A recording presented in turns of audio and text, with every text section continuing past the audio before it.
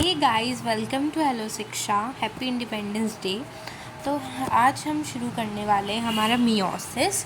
तो अगर आपने मेरा पिछला वीडियो देखा होगा तो मैंने आपको कहाँ तक समझा दिया है। मैंने आपको मियोसिस तक पूरा माइटोसिस तक पूरा कर लिया था। एनसीईआरटी भी मैंने आपको रीडिंग करा दी थी। आई होप आपने भी वो अपने से खुद से पढ़ ली होगी। Now let us start with meiosis. And देखो, आपको बैकग्राउंड साउंड आएगा म्यूज़िक का, तो उसके लिए वेरी वेरी सॉरी। मैं कोशिश करूँगी तेज चिल्लाने का, ठीक है। हालांकि मेरा गला चला गया है अभी, कोई बात नहीं। अब हम बात करेंगे किसकी, मियोसिस की। तो देखो, मियोसिस को फार्मर और मून ने टर्म किया था, हार्टविग ने डिस्कवर किया था। मियोसिस क्या होता है, इसको और अच्छे से बच्चे अगर हम पढ़ें ना, तो ये तो हमारा बहुत अच्छा अरेंजमेंट, ये मैंने रख के रखा है यहाँ पे। अपन ना अगर इसको और अच्छे से पढ़ना चाहे, ठीक है, तो अपन ना इसको एनसीईआरटी से पढ़ते हैं, क्योंकि इस वाले पार्ट में एनसीईआरटी से बहुत डाउट होता है सबको। तो let us start with NCERT से बच्चे हम पढ़ेंगे। एनसीईआरटी मियोसिस के बारे में क्या कहती है। देखो, मियोसिस के बारे में एनसीईआरटी क्या कहती है कि जो मियोसिस होता है, कि जो हमारा जो आपको पता है कि जो ऑफस्प्रिंग होता है वो कैसे बनता है, सेक्सुअल रिप्रोडक्शन से बनता है, जिसमें क्या होता है, फ्यूजन होता है दो गैमेट्स का, ठीक है ना।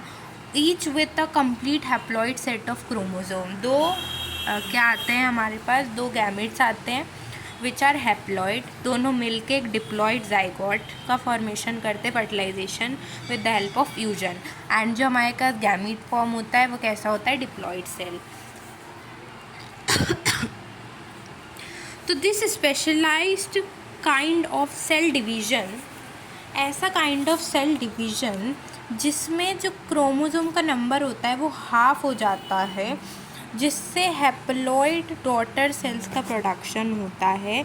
एंड देन बाद में जाके क्या होता है, हमारे पास जाइगोट 2n मिलता है हमको। तो इस टाइप काइंड ऑफ डिवीजन को हम मियोसिस कहते हैं। मतलब मियोसिस क्या होता है, मियोसिस होता है production of haploid phase of the cell cycle of sexually reproducing organism where fertilization restore the diploid cell, ठीक है। ये एक ऐसा प्रोसेस है जिसमें सबसे पहले तो क्या होता है, दो पेरेंट एटम आते हैं, एक आता है मेल, एक आता है फीमेल। दोनों के पास 46 नंबर ऑफ क्रोमोसोम होते हैं। अब मियोसिस के प्रोसेस से क्या करते हैं, मियोसिस के प्रोसेस से वो लोग क्या करते हैं, रिडक्शनल डिवीजन करते हैं, because meiosis is also known as reductional division. तो मियोसिस की मदद से क्या करते हैं वो लोग, रिडक्शनल डिवीजन करते हैं।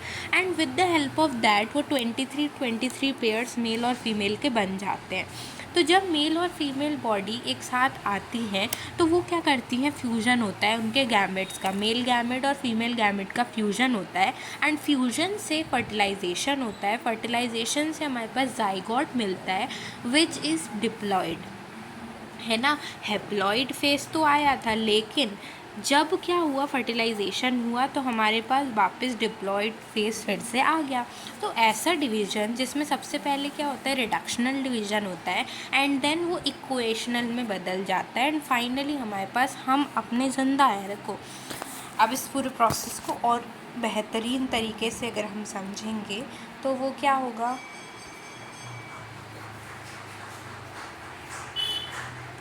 कि एक हमारे पास होता है मेल गैमेट, को याद,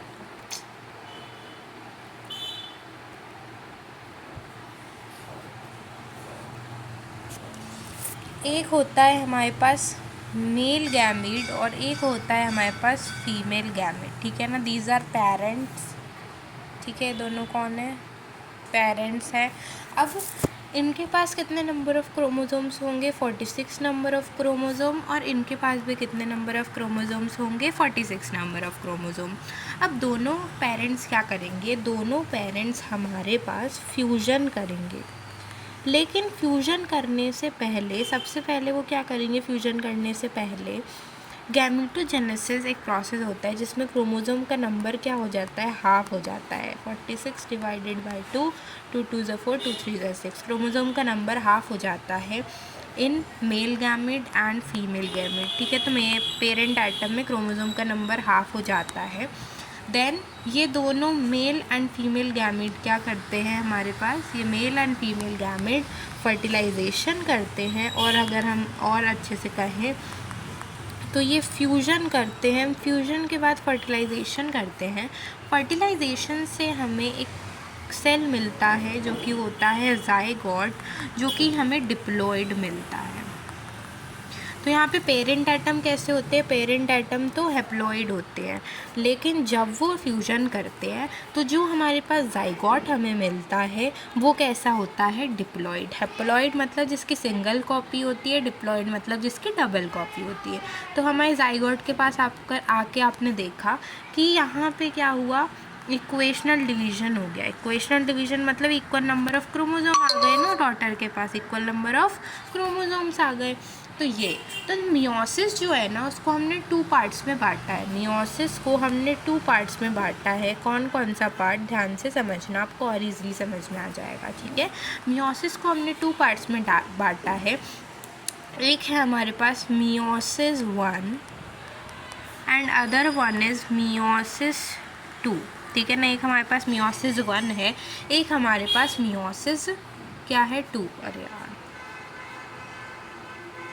मियोसिस 1 एंड मियोसिस 2, ठीक है।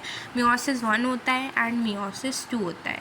जो हमारे पास मियोसिस 1 होता है उसको हम कह देते हैं बच्चे रिडक्शनल डिवीजन, ठीक है। उसको हम क्या कहते हैं, रिडक्शनल डिवीजन। मतलब पहले तो रिडक्शनल डिवीजन होता है, देन जब वो फ्यूजन कर लेते हैं उसके बाद इक्वेशनल डिवीजन होता है। इक्वेशनल डिवीजन का मतलब होता है मियोसिस 2, ठीक है।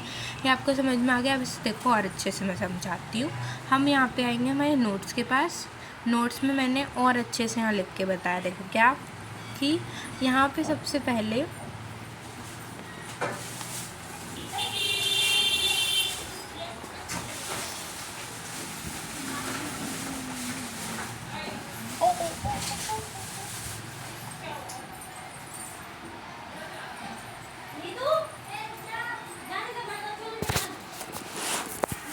ठीक है। तो हमारे पास देखो मैंने और अच्छे से बताया है कि हमारे पास एक मेल गैमेट होता है बच्चा, हमारे पास एक मेल गैमेट होता है, एक फीमेल गैमेट होता है। मेल गैमेट के पास भी 46 नंबर ऑफ़ क्रोमोसोम्स होते हैं एंड फीमेल के पास भी 46 नंबर ऑफ़ क्रोमोसोम्स होते हैं।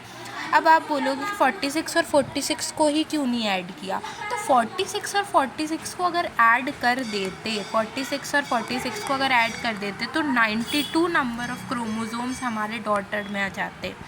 और ऐसा तो एग्जिस्ट कुछ करता ही नहीं, या तो वो फंक्शन ही नहीं करता या तो वो बनते ही मर जाता, ठीक है। तो जो 46 नंबर ऑफ़ क्रोमोसोम होते हैं वो क्या करते हैं, रिडक्शनल डिवीजन करते हैं। मतलब मियोसिस 1 में वो रिडक्शनल डिवीजन करते हैं, मतलब गैमेटोजेनेसिस करते हैं एंड 23 पेयर ऑफ क्रोमोसोम्स बनाते हैं जो कि हैप्लॉइड होते हैं, ठीक है। एंड फीमेल भी वही करती है। फिर मेल और फीमेल दोनों का क्या होता है, फ्यूजन होता है। अब फ्यूजन होता है मेल और फीमेल गैमेट का, तो उससे फर्टिलाइजेशन होता है।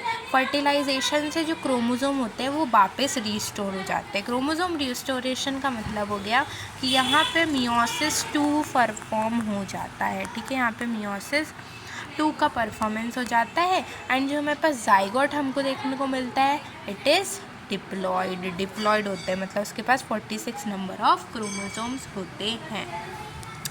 आई बात समझ में। तो एक होता है हमारे पास मियोसिस 1, एक होता है हमारे पास मियोसिस 2। मियोसिस तो रिडक्शनल डिवीजन होता है, मियोसिस 1 भी रिडक्शनल डिवीजन होता है, लेकिन मियोसिस 2 में हमने देखा कि ज़ाइगोट के पास 46 नंबर ऑफ़ क्रोमोसोम्स आ गए। अब वो कैसे आए, बिकॉज इक्वेशनल डिवीजन हो गया, 23 साथ में मिल के 46 बनाया। फर्टिलाइजेशन से फिर से रिस्टोरेशन हो गया गैमेट्स का, ठीक है। आ गया समझ में आपको। अब देखो कुछ फेजेस होते हैं, जैसे कि हमने वहाँ कौन से फेजेस पढ़े थे, जल्दी बताओ, लिख दिया, चलो। हमने मियोसिस माइटोसिस में जैसे कि हमने 2 फेजेस पढ़े थे, कौन कौन से, इंटरफेज और एम फेज। इंटरफेज और एम फेज, इंटरफेज में हमने प्रोफेज, मेटाफेज, एनाफेज, टीलोफेज पढ़ लिया था, है ना। और एम फेज इस मल्टीप्लिकेशन फेज जिसमें अभी हम पढ़ रहे हैं जिसको, ठीक है। मियोसिस 1 आता है, एक मियोसिस 2 आता है। मियोसिस 1 में कैरियोकाइनेसिस 1, साइटोकाइनेसिस 1 होता है। मियोसिस 2 में कैरियोकाइनेसिस 2 एंड साइटोकाइनेसिस 2 होता है। ऐसे ही क्वेश्चन आता है कि प्रोफेज 1 में बताओ क्या होता है, प्रोफेज 2 में बताओ क्या होता है। तो आप प्रोफेज समझ के ना गलत आंसर मार्क कर देते हो, जबकि उसमें मेंशन किया होता है कि इट इज़ 1 और 2। तो प्लीज़ इसको थोड़ा सा ध्यान दे देना। ये याद करने की चीज़ है, कोई ऐसे ट्रिक तो है नहीं, ठीक है ना। जैसे प्लांट्स किंगडम, अपन ने एनिमल किंगडम पढ़ा था, उसमें ट्रिक अच्छा आपको नहीं बताया था। चलो, एक होता है कैरियोकाइनेसिस, एक होता है साइटोकाइनेसिस। इसके मतलब मैं बता सकती हूँ। Karyokinesis nuclear division, cytokinesis cytoplasmic division. Cytokinesis में क्या होते हैं, 4 फेजेस हमारे पास देखने को मिलते हैं। अब मैं उधर समझाऊंगी। देखो, जो चीज़ हमको जहाँ लगेगी मैं वहाँ समझाने को आपको तैयार हूँ, बस समझ में आना चाहिए ना आपको। मेन पर्पस हमारा ये हो रहा है अभी, ठीक है।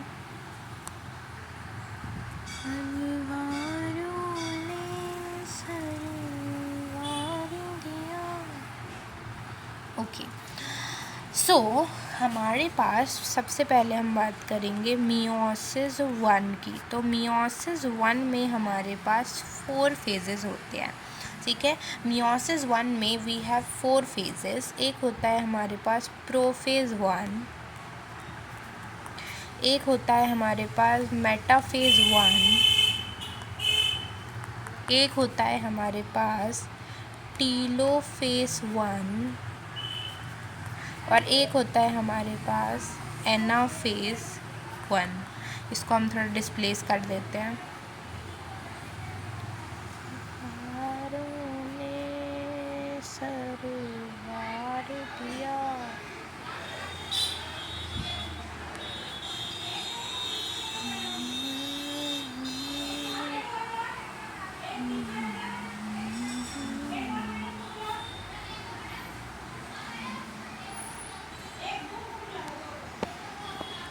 ठीक है, अब देखो, प्रोफेज के सब फेजेस होते हैं हमारे पास। प्रोफेज के हमारे पास 4 सब फेजेस होते हैं। कौन कौन से, लेप्टोटीन, साइकोटीन, साइटोसिन, क्या कर रही हूँ मैं, साइटोसिन, डिप्लोटीन, मैं कंफ्यूज हो गई, डिप्लोटीन एंड लास्ट वन हमारे पास डाइकाइनेसिस। तो सबसे पहले हमारे पास क्या आते हैं, मियोसिस 1 में हमारे पास 4 फेजेस आते हैं। कौन कौन से, prophase 1, metaphase 1, anaphase 1 and telophase 1। Prophase 1 में भी सब स्टेजेस होती हैं, leptotene, zygotene, diplotene and diakinesis, ठीक है। सबको एक एक पढ़ना है। सबसे पहले क्या होगा, सबसे पहले हमारे पास मियोसिस 1 होगा। मतलब कि मियोसिस 1 क्या था, हमने अभी आपको समझाया, बता दिया होगा बहुत लोगों ने, कि जो मियोसिस 1 होता है वो होता है रिडक्शनल डिवीज़न, ठीक है। तो मियोसिस 1 होगा पहले, उसमें हमारे सबसे पहले होगा प्रोफेज, फिर आएगा लेप्टोटीन, जाइगोटीन, डिप्लोटीन, डाइकाइनेसिस, फिर आएगा metaphase, anaphase, telophase and then उसके बाद हमारे पास आएगा साइटोकाइनेसिस, ठीक है। आ गया समझ में। देन हमारे पास होगा meiosis 2, meiosis 2 which is same as mitosis. जो माइटोसिस में हुआ है वही यहाँ पे हो जाता है। अब शर्त ये है कि आपने माइटोसिस पढ़ लिया हो, नहीं पढ़ा होगा तो फिर नहीं आएगा। एंड मैं ना जल्दी से जल्दी मैं केमिस्ट्री का बनाने वाली हूँ, तो उसको भी आप फॉलो कर सकते हो, ठीक है। फिज़िक्स तो मेरे से उम्मीद कर भी सकते हो, नहीं भी कर सकते हो, बट केमिस्ट्री कर सकते हो मेरे से उम्मीद, और बायो कर सकते हो पूरा, ठीक है। अभी हम आगे बढ़ते हैं उस पर। कहाँ गई भैया, ओके। हमारी देखो, हम NCERT भी पढ़ रहे हैं, मैं आपको तीनों चीज़ें कवर करवा रही हूँ। NCERT की लाइन भी समझा रही हूँ, मैं नोट से भी पढ़ा रही हूँ, मैं लिख के भी समझा रही हूँ। जैसा आपको चाहिए मैं वैसा करके दे रही हूँ। अगर और कुछ भी चाहिए हो कि ऐसा करो मैम कि आप तो ऊपर से वीडियो बनाओ, तो मैं वीडियो बना के हाथ से लिख के भी बना सकती हूँ, if you will say to me, ठीक है। चलो, अभी हम बढ़ते हैं आगे। देखो अब हम आते हैं, हाँ जैसे देखो मैंने बोला था आपसे कि मियोसिस 2 सब सीक्वेंशियल क्या करती है, साइकिल्स को इन्वॉल्व करती है, न्यूक्लियर डिवीज़न और सेल डिवीज़न। देखा, कंफ्यूज कर दिया यार, बोलो किससे कंफ्यूज कर दिया हो, बताती हूँ। डायरेक्ट नहीं दे पाए थे, न्यूक्लियर डिवीज़न हमको पता है, अब कैरियो काइनेसिस, ठीक है। सेल डिवीज़न हमको पता है, अब साइटो काइनेसिस, सब पता है भाई, अब अपन पढ़ चुके हैं यार, अब आप ऐसे मत करना। एनसीईआरटी ने बोला नहीं तो आप बोलो मैम आपने साइटोकाइनेसिस कैरोकाइनेसिस तो लिखा है, देखो इतने शब्दों में, बड़े बड़े शब्दों में लिखा हुआ है, ठीक है। चलो अब हम बढ़ते हैं, हमारे पास मियोसिस 1 होता है, मियोसिस 2 होता है। डीएनए रेप्लिकेशन सिर्फ एक बार होगा, मैं कितनी बार बताऊँ, सिर्फ एक बार डीएनए रेप्लिकेट होगा, क्या 1000 बार होगा, नहीं, ठीक है। मियोसिस 1 में क्या होता है, मियोसिस 1 में हम देखेंगे अभी यहाँ पे ना, इसको मैं आपको पता कब, ये पूरा ख़त्म ही दे दिया है कि आपको एंड में 4 हैप्लॉइड सेल्स मिलते हैं मियोसिस 2 में, और माइटोसिस में कितने मिल रहे थे, 2, मियोसिस में 4। याद रखना, क्वेश्चन ऐसे नहीं बनते कि आपसे पूछे मियोसिस में कितने, माइटोसिस में कितने, आपसे पूछेगा कि एक अपने पास फ्लावर में जो मेल और फीमेल गैमेट होता है उनके नंबर ऑफ़ क्रोमोसोम दे देगा और बोलेगा कि बताओ कि अपने पास कितने डॉटर सेल्स बनेंगे, ऐसे क्वेश्चन देते हैं, मैं आपको वो भी बताऊंगी, पता है आपको, देखना। ये पता है, ये ना सब कुछ ना, ये 4 स्टेप्स दी गई है उसकी, सब मैं पढ़ा दूँगी आपको अभी। ये देख लो, मैंने जो बताया था आपको, प्रोफेज़ 1, मेटाफेज़ 1, एनाफेज़ 1, टीलोफेज़ 1। अब आप ये ना बोलो कि अलग पढ़ा दिया, तो देख लो भाई, लेप्टोटीन होती है, जाइगोटीन होती है, यहाँ पे पैकेटीन होती है, और डिप्लोटीन होती है, डाइकाइनेसिस होती है, ठीक है। सब मैंने आपको बता दिया, पाँचों के पाँचों। हाँ आप ये मत बोलना पैकेटीन भूल गई, पैकेटीन भूल गई थी, सॉरी, ठीक है। चलो नोट से पढ़ते हैं, अब नोट से समझ के एनसीईआरटी को समझो, इजी लैंग्वेज में समझ में आ जाएगा। तो बच्चे सबसे पहले एक बार और मैं थोड़ा सा ब्रीफ डिस्क्रिप्शन एक बार दे दूँ, देखो सबसे पहले हमारे पास क्या होगा, मियोसिस 1 होगा। मियोसिस 1 मतलब रिडक्शनल डिवीज़न, मतलब कि जैसे क्रोमोसोम अगर हमारे पास 8 थे तो रिडक्शनल डिवीज़न की वजह से जो हमारे पास जो गैमीट्स या फिर जो हमारे पास जो क्रोमोसोम का नंबर होगा वो क्या हो जाएगा, आधा, मतलब कि पहले अगर 8 था तो अब 4 हो जाएगा, ठीक है। अब क्या होगा, मियोसिस 2 होगा। मियोसिस 2 का मतलब होता है इक्वेशनल डिवीज़न होगा। इक्वेशनल डिवीज़न होगा तो क्रोमोसोम क्या होंगे, इक्वली 2 डॉटर, 4 हमारे पास डॉटर सेल बन रहे हैं तो उनमें डिवाइड हो जाएंगे 4, each will have 4 chromosome number daughter cells, ठीक है। ये बहुत इम्पॉर्टेंट चीज़ है। तो 1 डिप्लॉइड सेल पेरेंटर सेल से हमें 4 डॉटर सेल देखने को मिलते हैं, ठीक है। 2 टाइम न्यूक्लियर डिवीज़न होगा, लेकिन एक ही time DNA replication will be taken off. वैसे मैंने आपको ये भी बता दिया, देखो मैंने सब कवर कर दिया कि मियोसिस होगा, फिर मियोसिस 1 होगा, देन कैरियोकाइनेसिस। कैरियोकाइनेसिस में अपन ने स्टेप्स पढ़ी थी, prophase, metaphase, anaphase, telophase. Prophase 1, metaphase 1, telophase 1, anaphase 1, ठीक है। प्रोफेज़ में सब पार्ट्स उसके आएंगे ऐसे, अपन ये लेके चल रहे हैं, ये सब आपको याद होगा। चलो को बता देती हूँ, जैसे अपने पास एक पेरेंट सेल है, पेरेंट सेल के पास क्रोमोसोम का नंबर 8 है, डीएनए कंटेंट 2C है। अब जीवन फेस में तो हमने देखा था ऐसा कुछ नहीं होता कि डीएनए कंटेंट या फिर क्रोमोसोम का नंबर बढ़े, यहाँ पे कुछ ऐसा छेड़ाछाड़ी नहीं होती। यहाँ पे क्या क्या होता है एक बार रिवाइज कर लेते, RNA, protein, RNA, amino acid, nucleotide, proteins का सिंथेसिस होता है यहाँ पे।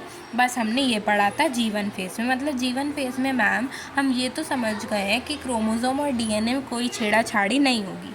लेकिन मैम जब हम एस फेज़ में आ जाते हैं तो क्या होता है, तो आप बोलोगे मैम जब हम एस फेज़ में आ जाते हैं कि जो क्रोमोसोम का नंबर होता है वो तो सेम ही रहता है, बहुत इंपॉर्टेंट लाइन मैंने आपको हाईलाइट करके भी बताई थी, लेकिन जो डीएनए कंटेंट होता है वो बढ़ जाता है।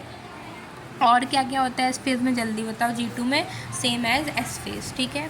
चलो अब हम बढ़ते हैं भाई सबसे पहले प्रोफेज के फर्स्ट सब पार्ट्स पे, विच इज़ लेप्टोटीन। देखो लेप्टोटीन में क्या होता है, लेप्टोटीन में जो हमारे पास जो क्रोमैटिन फाइबर जो होता है वो कंडेंस होना चालू हो जाता है। ठीक है, तो जो क्रोमैटिन फाइबर होता है वो हमारा कंडेंस होना चालू हो जाता है। ठीक है ना, क्रोमोसोम बनाने के लिए वो क्या होता है, कंडेंस होना चालू हो जाता है। एंड यहाँ पे क्यों हम क्रोमोसोम नहीं दिखता, क्योंकि वो थिन होता है एंड लॉन्ग होता है एंड ऑफकोर्स वो हमको विजिबल नहीं होगा, सिर्फ माइक्रोस्कोप में हम देख पाते हैं। लेकिन नेक्स्ट स्टेज जब हम आती है तो हम उसको देखने को ऐसे हम देख पाते हैं। ठीक है, इसको बुकेट स्टेज भी कहा जाता है। क्यों, क्योंकि यहाँ पे जो क्रोमोसोम का जो एंड होता है वो न्यूक्लियर मेम्ब्रेन से अटैच्ड होता है। ठीक है ना, कुछ इस तरीके से न्यूक्लियर मेम्ब्रेन से इनका जो एंड है वो अटैच्ड होता है टूवर्ड सेंट्रियोल। अगर सेंट्रियोल यहाँ होगा तो वो ऐसे होंगे, तो बुकेट लाइक स्ट्रक्चर ये बनाते हैं, इसलिए हम इसको बुकेट स्टेज भी कह देते हैं। अगर हमको इसके क्रोमोसोम देखने हैं कि आखिर ये कंडेंस कैसे हो रहा है, किस प्रकार से दिख रहे हैं, तो हमें लाइट माइक्रोस्कोप का यूज़ करना होता है। अगेन सेंट्रियोल हमारे पहले डुप्लीकेट हो गए हैं, तो क्या होता है कि जो सेंट्रियोल होते हैं वो अपोजिट पोल में मूव करना शुरू कर देते हैं। ठीक है, जाइगोटीन में क्या होता है, जाइगोटीन इज़ द नेक्स्ट सब पार्ट ऑफ प्रोफेज। तो जाइगोटीन में जो होमोलोगस क्रोमोसोम होते हैं, अब होमोलोगस क्रोमोसोम हमें पता है ना कि हमारे केस में, ह्यूमंस के केस में होमोलोगस क्रोमोसोम्स का फॉर्मेशन होता है। होमोलोगस क्रोमोसोम्स कैसे क्रोमोसोम्स होते हैं, जिनके पास साइज़ भी सिमिलर होता है, लोकेशन भी सिमिलर होता है एंड जीन्स भी सिमिलर होते हैं, उसको हम कहते हैं होमोलोगस क्रोमोसोम्स। तो होमोलोगस क्रोमोसोम्स के बीच में क्या होता है, पेयरिंग होती है। ये दो, एक होमोलोगस क्रोमोसोम है, ये एक होमोलोगस क्रोमोसोम, मेल फीमेल दोनों के बीच में क्या होती है, पेयरिंग होती है। और जो पेयरिंग होती है इन दोनों के बीच में, उसको हम क्या कहते हैं, साइनैप्सिस। अब इस पेयरिंग, ये जब पेयरिंग होती है तो इसके आसपास साइनैप्टोनीमल कॉम्प्लेक्स बन जाता है, एक कॉम्प्लेक्स, एक स्कबरिंग सी बन जाती है जिसको हम साइनैप्टोनीमल कॉम्प्लेक्स कहते हैं। यहाँ पर क्या होता है कि टेट्राड और बाइवेलेंट का फॉर्मेशन हो जाता है, लेकिन वो सिर्फ हमें पैकेटीन मतलब नेक्स्ट स्टेज में देखने को मिलता है, यहाँ पे नहीं मिलता। यहाँ पे chromosomes are visible to us. यहाँ पे देखो, इस क्रोमोसोम और इस क्रोमोसोम के जो बीच में जो पेयरिंग हो रही है उसको हम कहते हैं साइनैप्सिस। और यहाँ पे अगर आप देखोगे 946, तो यहाँ पे अगर आप देखोगे तो टेट्राड क्या होता है, बाइवेलेंट क्या होता है, पहले तो वो समझ लो। देखो, एक क्रोमोसोम के पास 2 सिस्टर क्रोमैटिड्स होती हैं, वी नो, है ना, वी हैव 1 क्रोमोसोम, ऐसे भी समझ लो। उसके पास 2 सिस्टर क्रोमैटिड होती हैं, एक ये 2 सिस्टर क्रोमैटिड्स होती हैं, इसी को हम बाइवेलेंट कहते हैं। मतलब जब भी मैं बाइवेलेंट की बात करूँ तो आप क्रोमोसोम के बेसिस पे बताओगे। अगर 4 क्रोमोसोम्स होंगे तो 4 क्रोमैटिड्स होंगी तो कितना बाइवेलेंट फॉर्मेशन होगा, 2 बाइवेलेंट फॉर्मेशन होगा। देखो 1 2, तो 2 बाइवेलेंट का फॉर्मेशन हो गया, क्योंकि हम क्रोमोसोम, हाँ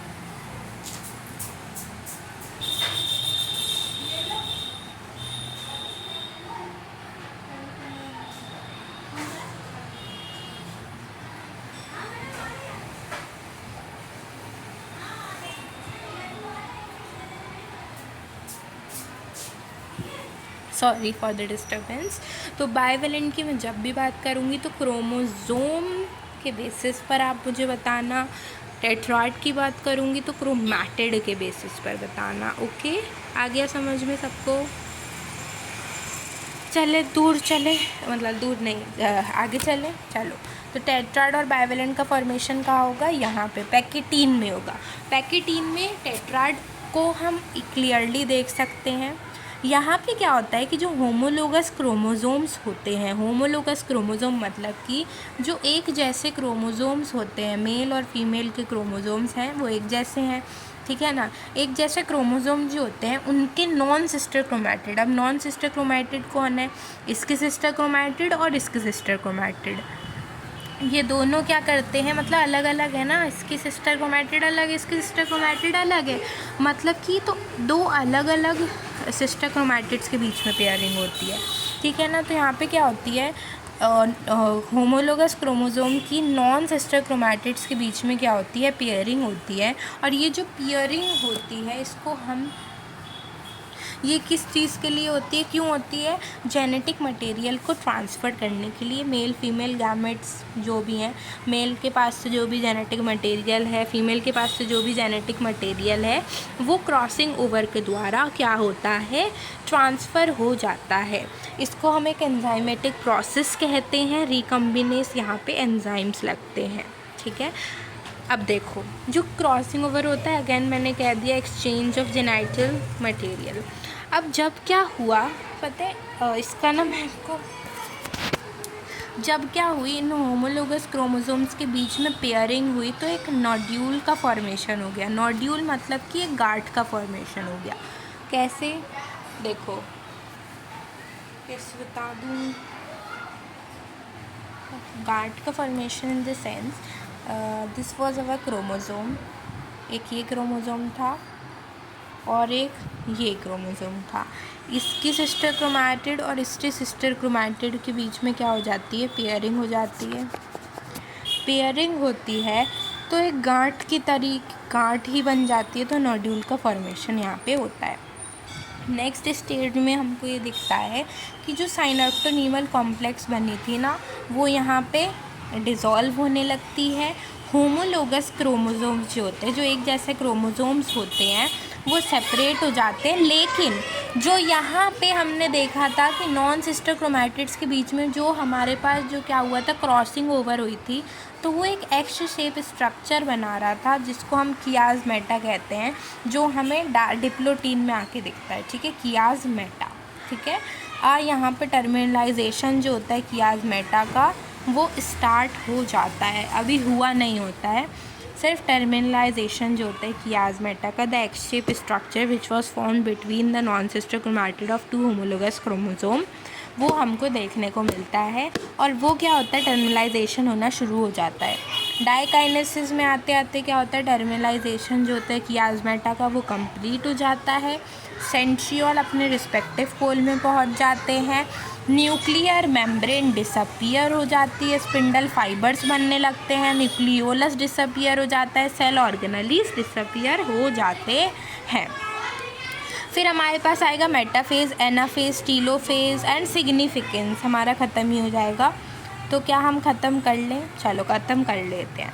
देखो मेटाफेज 1 में क्या होता है कि जो होमोलोगस क्रोमोसोम्स होते हैं वो इक्वेटर पर अलाइन हो जाते हैं। ना homologous chromosome align at equator and वो मेटाफेजिक प्लेट बनाते हैं। अब यहाँ पे बाईवेलेंट मेटाफेजिक प्लेट बनाते हैं, क्यों, क्योंकि हमने बोला था क्रोमोसोम के बेसिस पर बनाएंगे। यहाँ पे देखो कितने क्रोमोसोम्स हैं, तो 2 एक हमारे पास समझ लो मेल के क्रोमोसोम्स हो जाएंगे, एक फीमेल के क्रोमोसोम्स हो जाएंगे। तो जो होमोलोगस क्रोमोसोम्स होंगे वो अलाइन हो जाएंगे इक्वेटोरियल प्लेट पे। स्पिंडल फाइबर जो होंगे वो काइनेटोकोर से अटैच्ड हो जाएंगे होमोलोगस क्रोमोसोम के। 2 मेटाफेजिक प्लेट्स बनेंगी और यहाँ पे हमको क्या देखने को मिलेगा कि जो हमारे पास जो क्रोमोसोम्स हैं उनकी स्प्लिटिंग यहाँ पे नहीं होती है।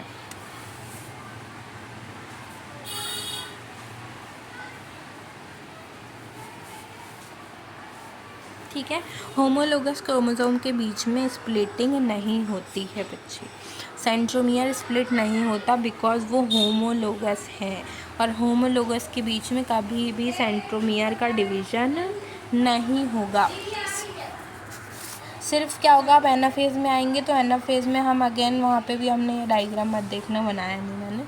यहाँ पे क्या होता है, सेंट्रोमियर का कोई स्प्लिटिंग वगैरह नहीं होगा, सिस्टर क्रोमैटिड्स दूर नहीं जाएंगी, सिर्फ जो होमोलोगस क्रोमोसोम्स होंगे वो सेपरेट हो जाएंगे। दो होमोलोगस क्रोमोसोम मेल और फीमेल वो अलग अलग हो जाएंगे, अपने अपोजिट पोल में मूव करेंगे, क्योंकि अब कॉम्बिनेशन हो चुका है। गैमेट्स जो हमारे पास क्रोमोसोम बने होंगे उसमें एक क्रोमोसोम यहाँ बना, एक क्रोमोसोम यहाँ बना, तो मेल फीमेल दोनों के कैरेक्टर होंगे अब इसमें, क्योंकि वहाँ पे हमने देखा था ना क्रॉसिंग ओवर हो गई।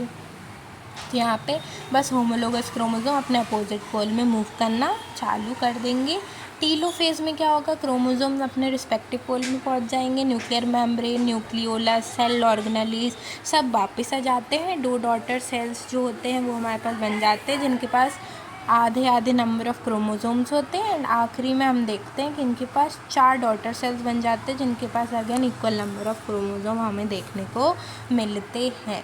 एक बस स्टेज आती है छोटी सी, इंटरकाइनेसिस, किसके बीच में, प्रोफेज या कहें तो टीलोफेज 1 और प्रोफेज 1 के बीच में एक स्टेज आती है छोटी सी, जिसको हम कहते हैं इंटरकाइनेसिस। यहाँ पे कुछ भी डीएनए रेप्लिकेशन वगैरह कुछ नहीं होता, सिर्फ आरएनए और प्रोटीन बढ़ता है, सेंट्रियोल डुप्लीकेट होता है बस। मियोसिस 2 माइटोसिस की तरह ही होता है, एनसीईआरटी में और डिटेल में पढ़ लेंगे।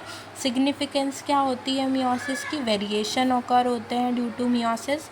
हमने देखा था ना वहाँ क्रॉसिंग ओवर हुई थी, तो क्रॉसिंग ओवर से जेनेटिक मटेरियल ट्रांसफ़र हुआ मेल और फीमेल का। अब वो क्रोमोसोम जाइगोट के पास जाएगा, तो जाइगोट के पास बिल्कुल डिफरेंट प्रॉपर्टीज़ होंगी दैन इट्स पप्पा एंड मम्मा, क्योंकि दोनों के मिक्स कैरेक्टर उसमें आ जाएंगे। तो क्रॉसिंग ओवर से वेरिएशंस आते हैं, तभी तो मम्मा और पापा से हम अलग दिखते हैं, ठीक है ना। थोड़े थोड़े मैच करते हैं, बिकॉज थोड़े कैरेक्टर हमारे पास मेल के आ जाते हैं, थोड़े कैरेक्टर हमारे पापा मम्मा के आ जाते हैं, ठीक है। ये क्रोमोसोम का नंबर मेंटेन करने में हेल्प करता है एक जनरेशन से नेक्स्ट जनरेशन में। यहाँ पे एंड होता है हमारा चैप्टर, बट एंड कब होगा, जब हम एनसीईआरटी की रीडिंग करेंगे इन द नेक्स्ट वीडियो। तो नेक्स्ट वीडियो में आपको एनसीईआरटी समझाऊंगी और अच्छे से, और अगर मेरे से हो सका तो मैं ना आपको कुछ डायग्राम्स की मदद से भी दिखाने वाली हूँ। अभी के लिए अच्छे से पढ़ना, बाय बाय, थैंक यू। और इसको ना एक बार रिवाइज़ करके, हाँ शायद मैंने नोट्स नहीं प्रोवाइड करे, आप एक बार रिवाइज़ करके इनको एक बार पढ़ लेना, आसानी से आपको आ जाएगा। Bye bye, thank you so much.